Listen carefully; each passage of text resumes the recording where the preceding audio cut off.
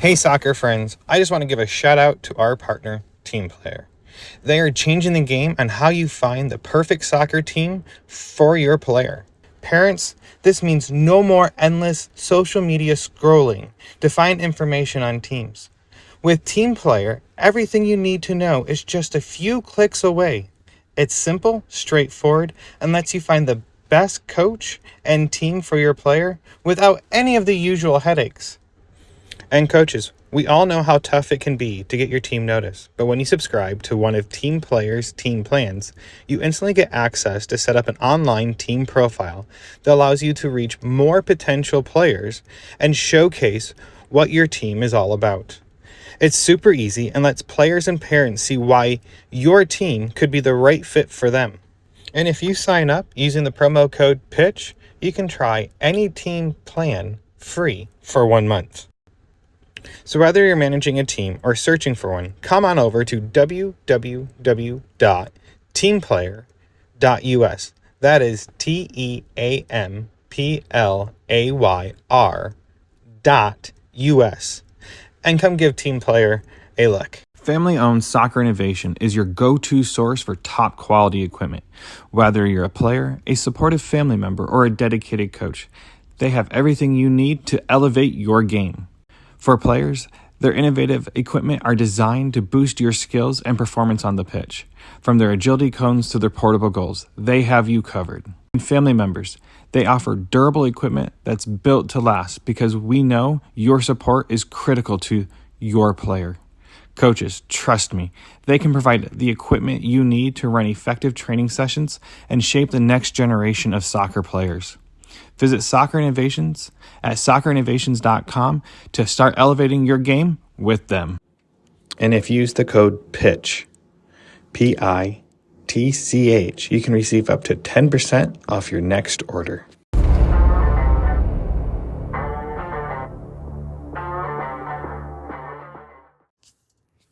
Hello, welcome to Chat by the Pitch. This is Ian Babcock, your host. This week, Matt Montayne shared his soccer journey and the beginning of his coaching career and how he ended up where he's at today. So let's start this chat and head to the pitch.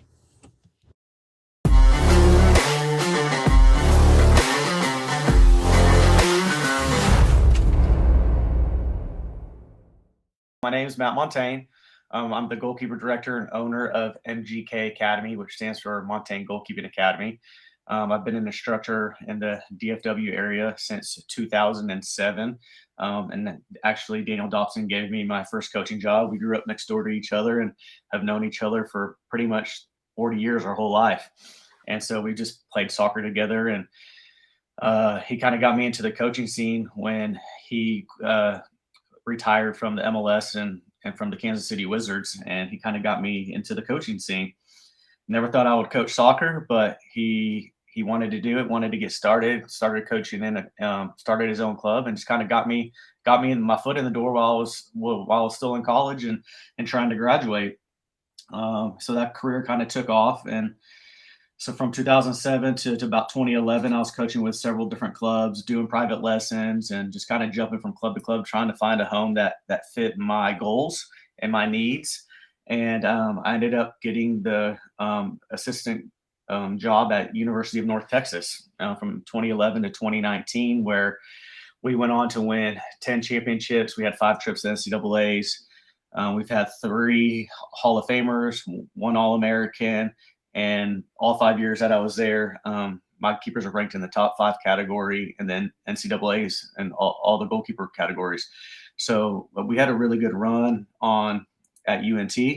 And now I've just kind of started to do my own private training on the side because I've seen a niche where boys and girls side, there's not a lot of knowledge of how to get these kids into the doors in colleges. It's not just all about relationships. There's a fine line and there's a formula to it. And I've kind of figured it out. And since 2019, which was my last year at UNT, I've put I think it's been over 30 kids into college on money. And so I've kind of found a little niche, and I've just kind of been running with it and just helping the parents and the kids navigate that lonely position of the goalkeeper.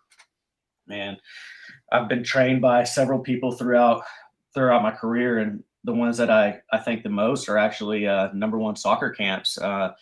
If for people that don't know who that is, they've been around 45 years. It was founded by Dr. Joe Magnick, which is now the FIFA match commissioner. So they go to that segment called Ask Dr. Joe. He's the one that comes in and does the FIFA match officiating for a bad call or a call that we're not sure which way it goes. He is the one that does that. And all those people inside of number one, the Andrulises, the Potiers, all those guys have helped me really, really extend my coaching career just based on their U.S. knowledge of soccer. And they've put me in the right places, the right staff. And now I'm the regional director of number one soccer camps in Texas. And I'm just continuing to learn and grow as we grow. And I've just found a niche, and I really love helping these kids get to the next level. Awesome. Thank you. So where did you start off? Did you start off playing in the DFW I area? did. I did. I played. I mean, the big club I guess I would have played for would have been Longhorns. I played on the Longhorns with man. Who was my coach? I don't remember. But yeah, I played with the Longhorns back when we used to host the Dallas Cup. That was like the bigger club that I played for. I played for a lot of mid-level clubs throughout, but that was the big club that I played for when I was growing up was the Longhorns. From there, ended up having. I guess I played in the Czech Republic for a while. Between when I was 17 to 18, I went overseas on like one of those like little trips you go try out for. I don't even remember what they're called, but you go try out. They take you overseas, and I did really well.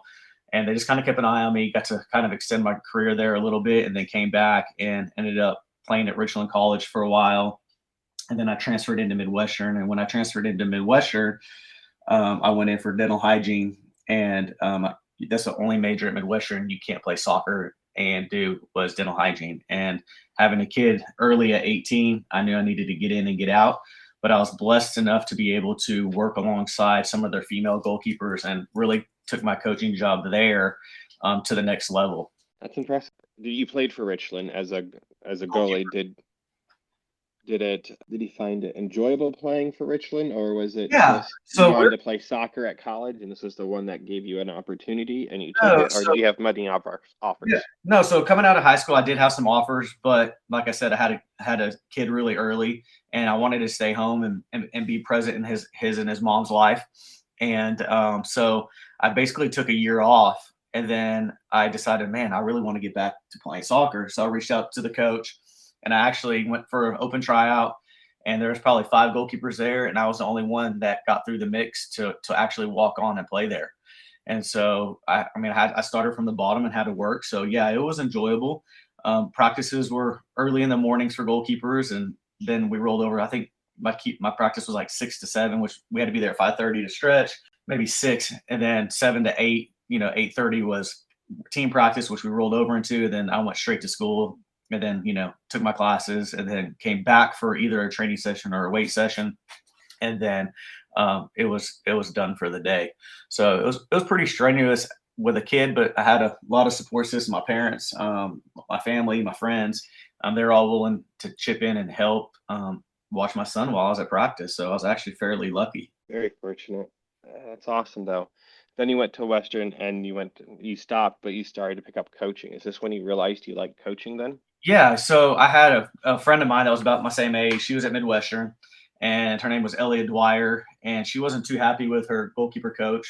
And so she kind of reached out to me. I was like, Matt, can you help me? Yeah, I've talked to the head coach. He's given me permission to train with you. They kind of know who you are. And, I still had connections to that soccer community there. I had a lot of friends that were there. And so they knew I just wasn't a random person, and they kind of knew who I was. I had played for their head coach's brother, and for the Longhorns. Our guest played several times and was on, in that club that there was some connections. So they gave me the stamp, and they made a phone call, if I recall properly. Obviously, that was years ago. And basically, I started training Ellie, and that's when I really picked up the love for goalkeeping, like coaching. I really never thought, one, I'd like to coach girls, and two, I didn't even know if I was going to want to coach, because I was just went through so much as a kid playing goalkeeper, and I was a shorter goalkeeper at 5'8", so I always had to compete. But I was really athletic, had a good vertical, and it was just hard. It was hard, but I made it. And I just wasn't sure if I wanted to be a coach because I didn't want to have that effect on goalkeepers that my coaches had it on me in the long run. Obviously, I had good ones in between, but the bad ones were more, and it kind of took a toll on me. But yeah, at Midwestern was where I really fell in love with actually coaching soccer. So did you end up going into I did. dental field? Yes, sir. Yeah. Today I work with a buddy of mine. He's the dentist. We opened an office in 2016. He played football at the University of Oklahoma, and we've been working together for over 10 years now. But we have our own office. It's called D Dental, and we're right here in the Colony. And so I graduated from Midwestern with a Bachelor's of Science of Dental Hygiene. Yes, sir. And then when you graduated, did you still coach, or did you work more focus Oh, on your so 9 to 5, or did you so I was slowly get into it? yeah. So kind of cool thing with like dental hygiene is you can temp kind of like nurses, right? There's a need for like when a nurse goes down or sick, you can temp. So there's agencies that basically you call them up, you go through the interview process, and then they say, okay, well, what days are you available? And you tell them. So it was kind of crazy. I was the first class to ever take our dental boards online. And so there was a lot of issues going on. So it took a little bit longer to get our grades back because there were a lot of complaints, at least in the class that I took it with at that facility. And so it took a lot longer to get our grades back. And it was kind of random. I, had maybe sent out some emails or had some coaches reaching out for me. And I got a random call from the coach at UNT. And at this point in time, I had no job because I had just graduated. I mean, I might have been out 2 weeks. And John Headland over at UNT gave me a call. I came in for an interview, and I got a D1 coaching job right out of the gate of actually graduating college. So all that work I kind of put in coaching in between, it kind of paid off, and I got lucky and it fell in my lap. And so I went on there, started coaching there. And then once I got my grades back, I just chose the days that we didn't have practice on to work. So I actually did both, and I've been doing both since then. I still do. So I work basically 5-hour days in hygiene. I do an alternating schedule. So we work Monday, Wednesday mornings, and Monday, Wednesday afternoons, and then Tuesday, Thursday mornings. And then I coach in the downtimes of those days. A long day. That's going to be long days for you. It can, yeah. It turns into a normal day, obviously, but it gets me out of the chair, and it gives me time to take a lot of these kids on their, college ID visits and introduce them to the coaching staff. And there is a formula to it. And obviously, it takes the kid to want to drive themselves, but it gives me the opportunities to travel with these kids when they get to that age where they are looking at colleges. That's really cool and impressive. So this brought you to UNT. So as I learned that most assistant roles are not paid in coaching at any level and any sport, as I've done more and more reading. So you worked there for, 8 years? If I'm not remembering, 9 years. With 20, same time. 20, same as Daniel. Yep. Same as Daniel. And then you were there, so you learned the ins and outs of the collegiate world. And through that process, you've created your own formula, and I don't need the details for that. That's your magic. That's your allows you to do what you do. And I don't need the details for that. But that taught you how to get kids ready for the next step. So this brought you to you creating your own academy then, after you finished with the assistant coaching role, correct? Or Yes, were you sir. already having having a side gig with the academy? No. So obviously, when you're coaching D1, you can't coach like high school. Like if I'm coaching a female sport, I can't coach female goalkeepers from freshman to senior year because they're actually considered recruitable. Now I could do boy side, but I couldn't do the girl side. But if they were younger, I could, and I had to be within a certain mileage and distance and all that. So I worked for a club. I still work for that same club, Celtic soccer club up in Denton, and so I just kind of kept plugging away and working. And, as I got more down the road to seeing really what drove me and the passion that drove me for the goalkeeper side of it was just kind of slowly starting to develop my own goalkeeper union, is what we call it, and really helping these kids understand that it's okay to compete with one another. You can train with one another because at the end of the day, you guys are the ones that are going to always have each other's backs because you're the only ones on the field that know how each one of you feels when you get scored on, when you make a big save, when the coach yells at you, when the coach tells you you're not good enough, or when you just don't think you played well. And it's been great to me to see all these keepers walk up to each other at the end of games, give each other high fives, hugs, check on them. Had one girl go down, got hurt. Goalkeeper was opposing goalkeeper was somebody she trained with. She was the first person over there, even beat the coach to check on her. So we're just trying to build that unity of goalkeepers and goalkeeper life, and to help one another because we've all been through it. We know it's a hard position, and it does take a union. And the only people that really understand are your parents and another goalkeeper. My son does not play goalkeeper. We advise him to stay out of goalkeeping. It's not because he doesn't have the mentality for it. He's just short and not good at it. Yeah, it happens. I was a short goalkeeper. I had to work hard. I played with, I was probably one of the shorter of all my friends, Coach Daniel and all those guys. I grew up with them next door to them. And I mean, they're all 6 foot and taller, 6'1". And I honestly think that's kind of what propelled me to be able to play with those guys. It was, hey, I'm playing with these kids in the backyard every day and I could compete. They'd beat me up. They'd push me. They physically wouldn't beat me up, but they just roughed me up, because I was a Right. smaller guy, and it just kind of made me a little bit stronger in the box, a little bit more aggressive, a little kind of have that pit bull mentality is what I call it.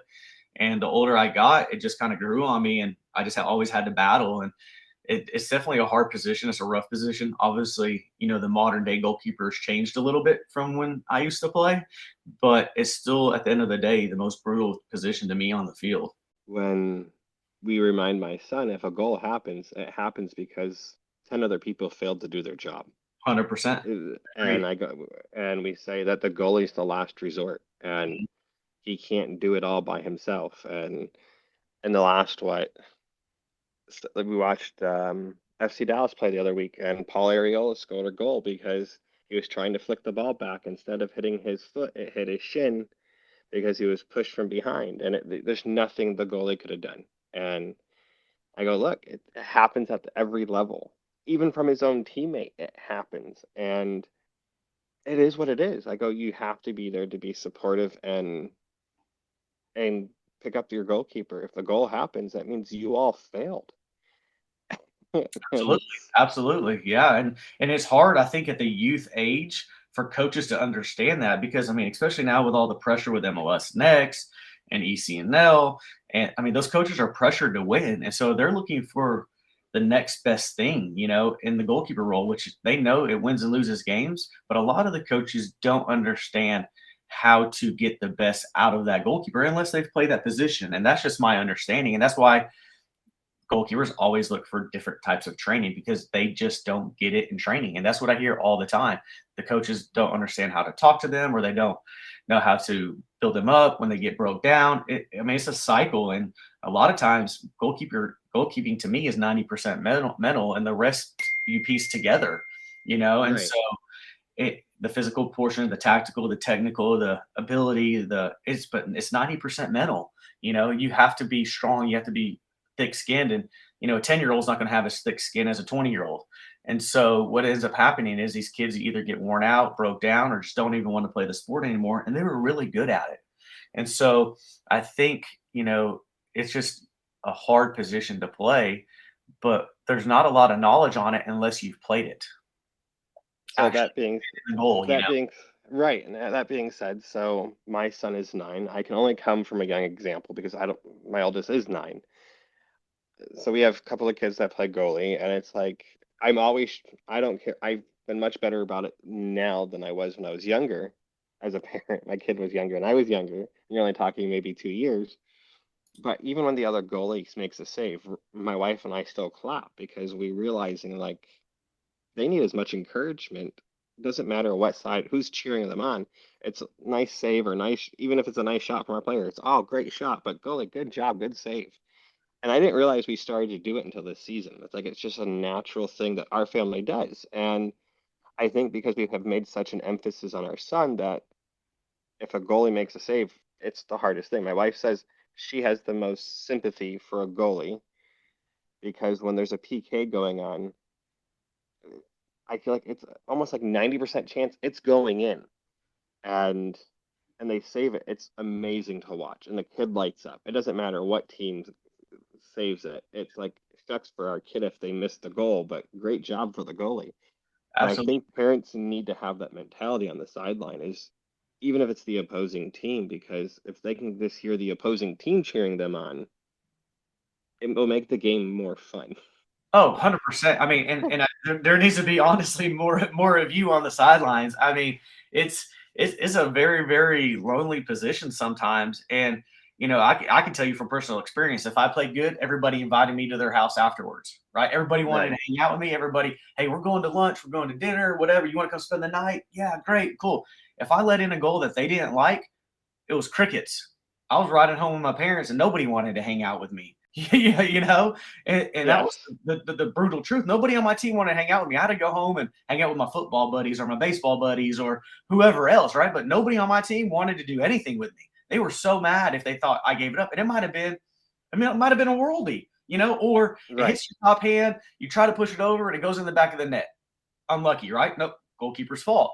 So all that as at a young age, let's just say the keeper starts playing at 10 to 18, he has felt all of that.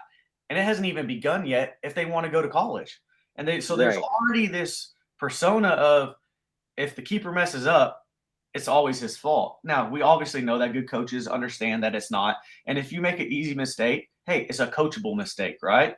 I mean, Right. failure is the first opportunity to learn, especially in goalkeeping.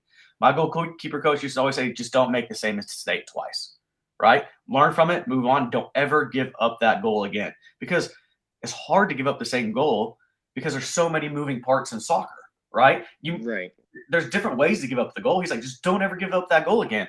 And I feel like too, that's why all these goalkeepers can play into their 40s at the English Premier League level. They're not better than what they were at in their 20s. They've just seen it enough. They've learned from the goals they've given up. They've learned from their defensive mistakes, and now they're communicating better. The Petrcheks, the Casillas, all those guys played into their 40s. Right. And it's because they didn't get better than in their 20s. I guarantee you they don't move as well as they did in their 20s, right? But they got smarter. They put themselves in situations. They used their mouth. They communicated. They told the defense and the midfield where they wanted them. And then when they had to come up with a big save, well, they're only having to cover half the goal. They're not covering the whole goal or guessing where that ball's going. They knew where it was going. They had the windows. They put their defense in front of them, and they stood there and they had to make a save.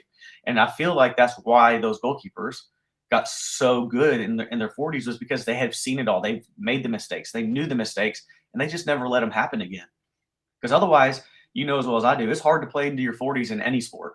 And those guys are playing at the top level, right? 42, Yes. 43, 40. I want to even say Petrchek was even maybe closer to 45.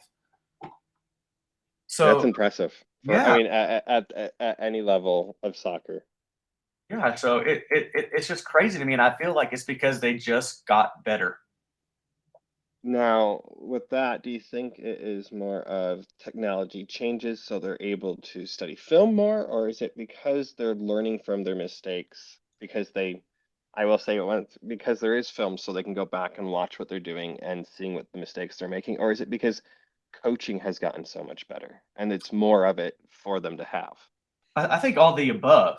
I think being able to get immediate feedback from video is great because you might think you're in the right place, the right time, but then you see it in the video. And in goalkeeping, a half a step is a big step, right? So, Yes. I mean, if you're a half a step wrong, that could be the difference between a goal and a save. So, definitely having the feedback of video has changed the game. I mean, the modern day game is great. When Daniel and I were at UNT, I mean, we studied so much video, we knew we were right. Like when we went into those rooms, we knew what formation the other team was playing. We knew what they like to do on set pieces. We knew what they like to do on corners. And there was no doubt in our mind, we knew exactly what we are going to see that weekend unless they changed it to something else. And, most of the time they didn't.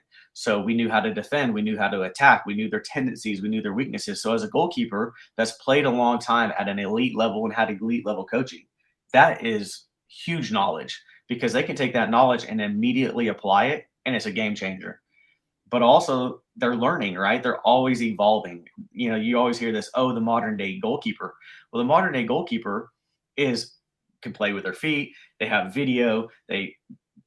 You still have the old goalkeeper techniques. It's just now modernized. It's made it so much easier to understand what you're doing, how you're doing, and get immediate feedback. And you take their knowledge from playing for however many years, and oh my gosh, it's a recipe for success, in my opinion. I mean, we try to utilize video as much as possible because a lot of kids are visual learners. Some are visual, some are physical. Some you have to walk them through the steps. So I definitely think all the above helps these goalkeepers to be able to play longer and to have more success, successful careers at whether that's they're trying to make their high school team, whether that's going to college, or just playing on a U10 team that they're trying to start and play every minute if they can. I definitely think it helps for sure. That being said, now goalkeeping is, I feel like, it's one of the few pigeonholes kids get from a young age. Like if they like it, they get stuck there. Now, do you advise parents to tell their kids like, no, they need to have at least half the game to go play the field so they can work on their foot skills and understand defense and offense and the attack and pressure and all that fun stuff also, so they understand what the players are doing on the field, so they're being pigeonholed because they're playing half the game, but at the other half of the game, do you feel like parents should advise their players and go and have their player approach the coach saying like, hey, I know that I'm the goalie, but can we have our second goalie go in for half and I play the field for part of it so I have a better understanding of the field play? Or goalies tend not to do many Matthews and scissors and Exactly. fancy ball work, but Yeah. I know as a for the short stint that I did coach, I never had a goalie because I only coached in 4v4. But when I was going through my grassroots coaching and getting ready for, I was almost getting my D license. As I was studying more, I realized like the goalie needs to have just as much foot technical ability and understanding of more than just punting the ball in a standstill or being able to have a precise pass every time they pass, and not just I call it a wonky pass to the wide or a weak pass that doesn't have enough pep behind it to push it forward. Do you think it's critical for parents?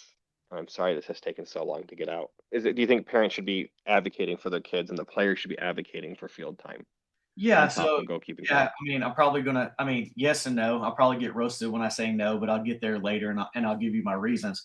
The ultimate goal to me would be yes, because the modern day goalkeeper has to be able to play with their feet. Correct. I mean, every coach wants the kid to be able to get the ball passed back to them. They need to learn how to distribute in all the ways to distribute, throwing, side volleys, side winders, punts, drop kicks. You know, the whole 9 yards. So being on the field not only increases their awareness of their feet, it also teaches them how to play game at that position and what it takes when they're back there calling the plays. You know, the goalkeeper is the quarterback of football, right? They're the first line of offense, then the last line of defense. So they see everything. And for a keeper that probably hasn't played at on the field at a young age, doesn't understand how to play that position, how do you expect him to be able to coach it unless he's just had that good of coaching from the time he was 10 to however old he is now, right? It just doesn't happen. Now, can it? Absolutely.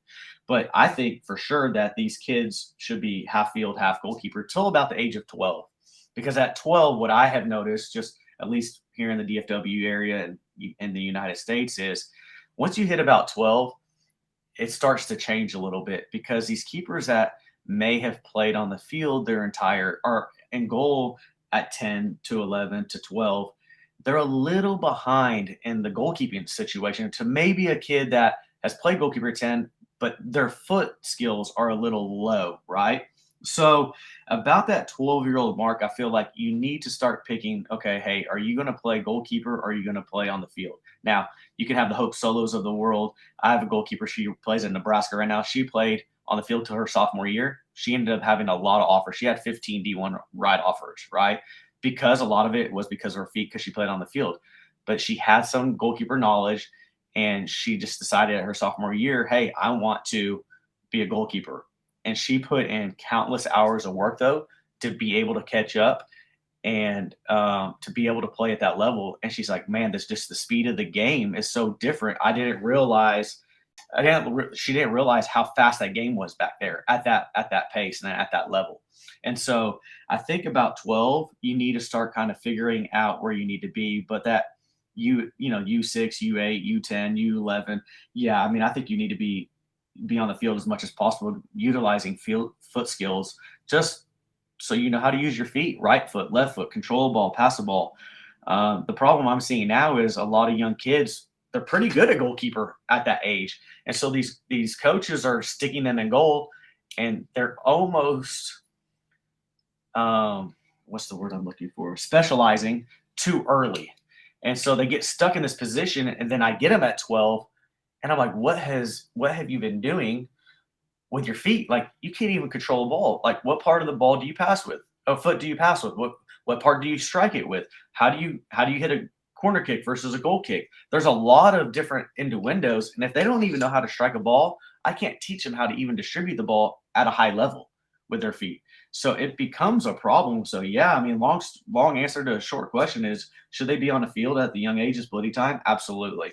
And then I think once they get to about that 12 to 14-year-old mark, they really need to start figuring out where they want to be. The good thing with field players, there's a forward, there's midfielders, and there's defense. There's a lot of options, and those can change. I mean, we took forwards and made them defenders in college, and defenders and made them forwards in college. And so I think if you're on the field, you have a greater opportunity to move around in positions. But at the goalkeeper role, especially with a modern day goalkeeper, you got to be able to do everything.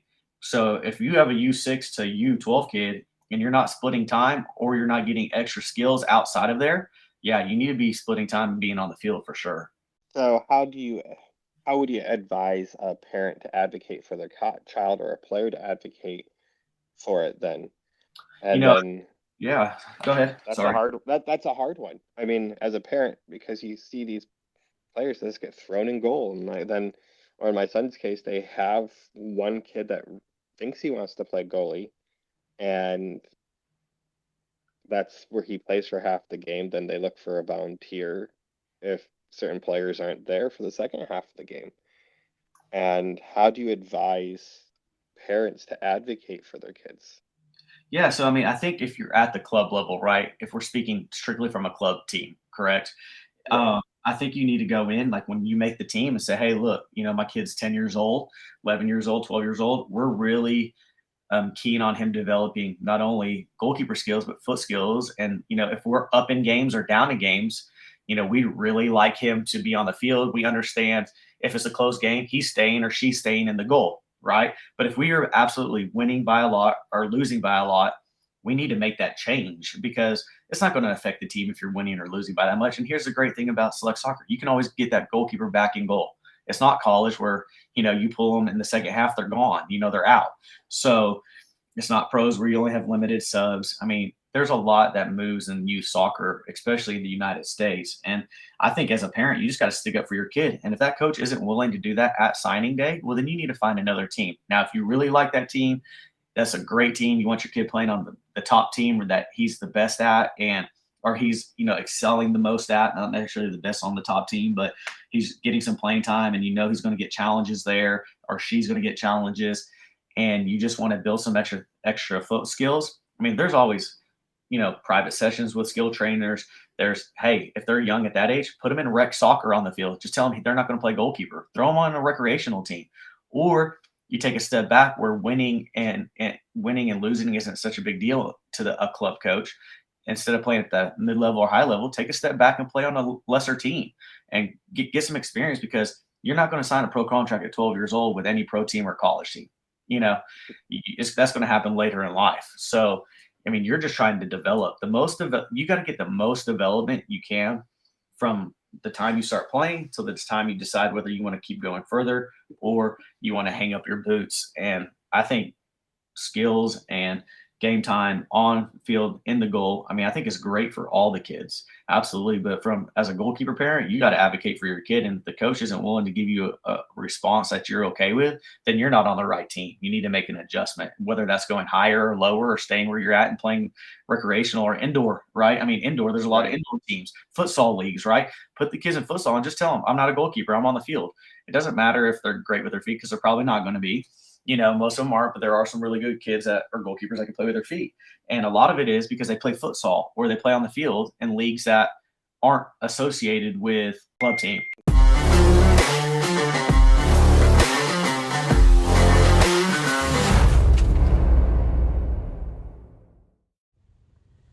Hello. Thank you guys for listening this week. As we wrap it up, I know it was abruptly ended, and I cut it short purposely. I feel like we covered a lot of information this week. As I reflected more and more as I've listened to this episode, I realized that there's two messages that he gave. One was never give up. Like, he never gave up on his dream. And two, it's the message I feel like all these players that have been successful have given, is they're grateful for the journey they have been on. They have found the positive, even within negative things that have been thrown their way, or speed bumps along their way. Not always negative, just life choices or life lessons that had to be learned at some point. And if you listen to what he talks about and how grateful he is, you'll realize that this is the message that a lot of these players have. Now, I hope you guys enjoyed this week's episode as much as I did recording it. I feel like Matt has been wonderful. And until next week, when you guys hear more from Matt, until next time, see you at the pitch.